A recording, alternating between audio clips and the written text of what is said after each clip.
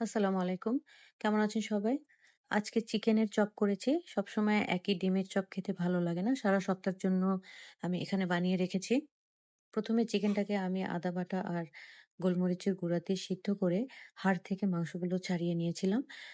এরপর প্যানে তেল গরম করে পেঁয়াজ দিয়ে তাতে চিকেনগুলো দিয়েছি। তারপরে সামান্য গোলমরিচের গুঁড়া আর পাঁচফোড়নের গুঁড়া দিয়ে চিকেনটাকে ভালো করে একটু ভেজে নিয়েছি। এরপর সিদ্ধ করে রাখা আলুর সাথে পুরা চিকেনের মিশ্রণটা খুব ভালোভাবে মথে নিয়েছি। সাথে দিয়েছি কিছুটা চিলি ফ্লেক্স। তারপর পুরো আলুর মিশ্রণটাকে আমি চপের শেপ করে সবগুলো বানিয়ে নিয়েছি। এখানে আমি একটু লম্বা চ্যাপ্টা শেপ করে বানিয়েছি। গোল, গোল করেও বানিয়ে নেওয়া যায়। দেখতেই পাচ্ছেন কিভাবে বানিয়েছি। সব চপগুলো আমার বানানো শেষ। এবার ব্রেড ক্রাম্ব নিয়েছি আমি। ব্রেড ক্রাম্বটা আমার ঘরে তৈরি করা। আর ডিম ফেটে নিয়েছি। ১ম এ একটা, একটা করে সব চপ ডিমের ভিতরে চুবিয়ে নিয়ে তারপর ব্রেড ক্রাম্বে ভালো করে কোট করে নিয়েছি। সব চপগুলোকে এভাবে ভালো করে চেপে, চেপে কোট করে নিতে হবে। নাহলে ভাজার সময় কিন্তু খুলে যায়। এভাবে চপটা তৈরি করলে কিন্তু খেতেও ভালো লাগে। আর বাচ্চারা তো খুব বেশি পছন্দ করে। এভাবে চপ করলে আমার বাসায় সবাই খুব বেশি পছন্দ করে।